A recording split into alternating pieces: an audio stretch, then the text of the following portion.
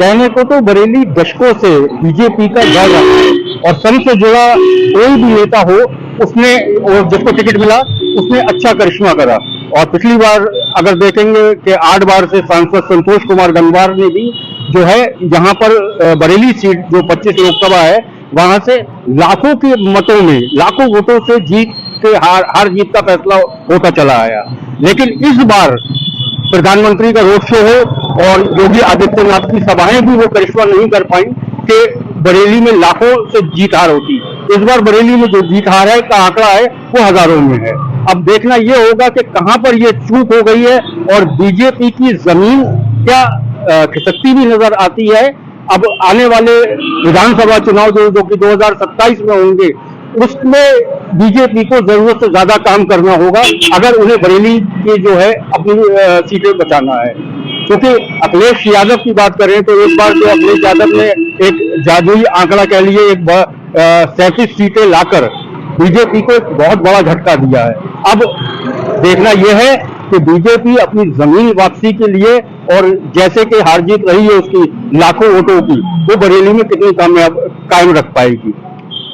अब आज जो है हम इस पर विश्लेषण करेंगे कि बरेली की जो सीट है, चाहे वो बरेली लोकसभा हो या आंवला की सीट जिसपे बीजेपी की हार हुई है, तो इसमें कहाँ क्या चूक रही है और क्या होगा, यही इस बारे में हम बरेली की जनता और बात करेंगे।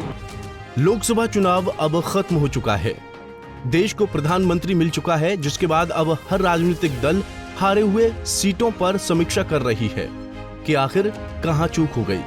ऐसे में खासकर बीजेपी कुछ ज्यादा ही समीक्षा कर रही है। ऐसे में अगर बात आंवला लोकसभा सीट की करें तो आंवला लोकसभा सीट से बीजेपी के धर्मेंद्र कश्यप जीत की हैट्रिक लगाने में नाकाम रहे।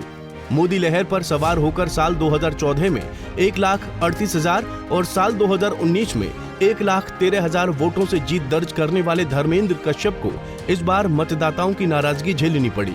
इस बार सपा के नीरज मौर्य ने उनको 15,969 मतों से करारी शिकस्त दी। आंवला लोकसभा क्षेत्र की बिथरी, चैनपुर, फरीदपुर विधानसभा सीटों से नीरज को भाजपा प्रत्याशी के मुकाबले ज्यादा वोट मिले। वहीं इस आंवला सीट पर हार के बाद सुनिए वरिष्ठ पत्रकारों का क्या कुछ कहना है, क्योंकि आंवला सीट से बीजेपी की ये बड़ी हार है। अब अगर और आगे आते हैं तो हम बात करते हैं लोकसभा 24 जो कि एक आंवला लोकसभा है। यहाँ से मेनका गांधी भी सांसद रही हैं और धर्मेंद्र कश्यप भी, लेकिन धर्मेंद्र कश्यप चुनाव हारे और एक बाहर के कैंडिडेट कह लिए जलालाबाद से आके नीरज मौर्य वो चुनाव जीतते हैं। तो भाई साहब इसका क्या कारण है कि नीरज मौर्य चुनाव जीतते हैं लेकिन धर्मेंद्र कश्यप, क्या कोई नाराजगी रही है, क्या रही जनता की? हाँ, ऐसा देखने को मिला कि धर्मेंद्र कश्यप से वहाँ की जनता नाराज थी और इसलिए उन्होंने ऐसा दिखाया उन्हें कि कम से कम हारेंगे तब पता चलेगी कि अपना अहम जो घमंड आ गया था। कई बार जीतते हुए चले आ रहे हैं, 2 बार के सांसद रहे हैं, बाकी पहले पूर्व मंत्री भी रहे हैं विधानसभा से, लेकिन इस बार एटीट्यूड उनका बढ़े रहा जैसा कि वोटर्स बताते हैं वहाँ के। दूसरा, इस बार जो एक भाजपा का जादू चलना चाहिए था वो कहीं नहीं चला पूरे देश में। वो तो ये है कि जो अच्छी अच्छी सीटें थी वो लो पीट के जीत गई, बाकी अपना चल रहा है जैसा भी चल रहा है।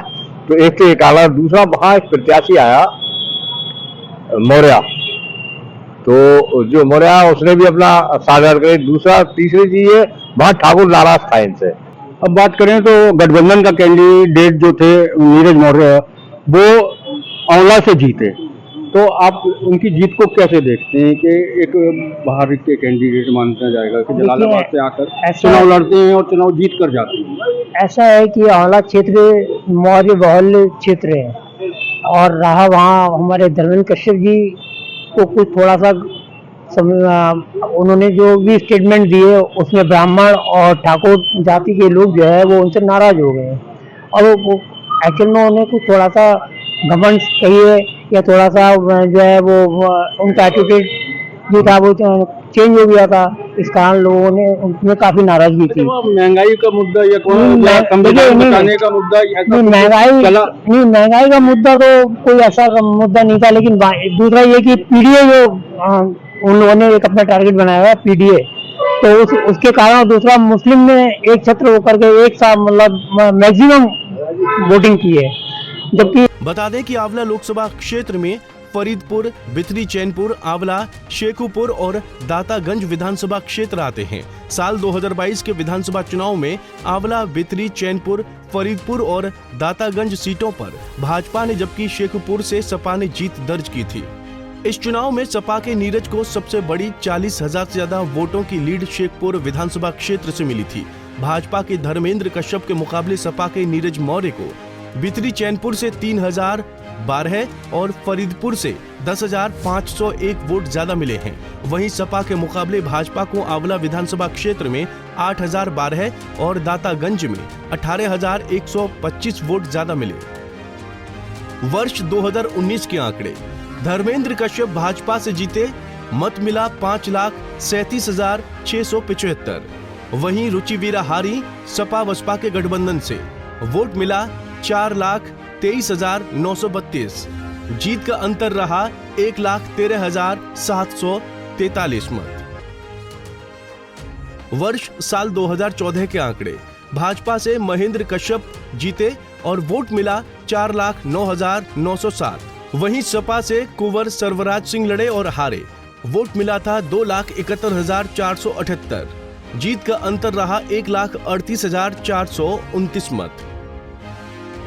वर्ष 2009 के आंकड़े, मेनका गांधी भाजपा से चुनाव लड़ी और जीती, वोट मिला 2,16,503। धर्मेंद्र कश्यप सपा से चुनाव लड़े और हारे, वोट मिला 2,08,822। जीत का अंतर रहा 7,681 मत। बता दें कि धर्मेंद्र कश्यप को लेकर मतदाताओं में नाराजगी थी। प्रधानमंत्री नरेंद्र मोदी ने साल 2019 में भमोरा के पास आलमपुर, जाफराबाद में चुनावी सभा की थी। उस समय भी धर्मेंद्र कश्यप को लेकर नाराजगी थी। इस चुनाव में भी मोदी ने इसी मैदान में चुनावी सभा कर वोट मांगे थे। वहीं मुख्यमंत्री योगी ने भी आंवला लोकसभा क्षेत्र में अलग अलग जनसभाएं की। दातागंज विधानसभा क्षेत्र में उन्होंने 2 जनसभाएं की। ये जनसभाएं भी मतदाताओं के रुख को नहीं बदल सकी और लगातार 3 बार से काबिज भाजपा को आखिरकार ये सीट गंवानी पड़ी।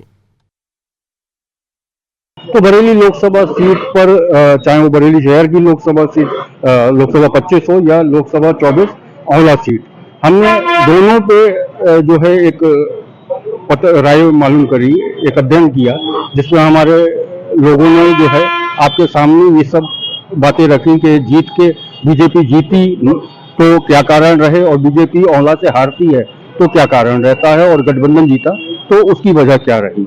अब अगर बीजेपी को बरेली या रोहिलखंड में बात करें, अपनी सियासी जमीन को मजबूती से पकड़ रखना है, या ऐसे कह लेंगे कि बीजेपी को बरेली और उससे लगे क्षेत्रों में अपने जो है बादशाहत कायम रखनी है, तो उनको आने वाले विधानसभा चुनाव में बहुत ही जमीनी तरीके से जो है काम करके और पकड़ बनाना होगी, वरना जो है कुछ नुकसान का सामना करना पड़ सकता है।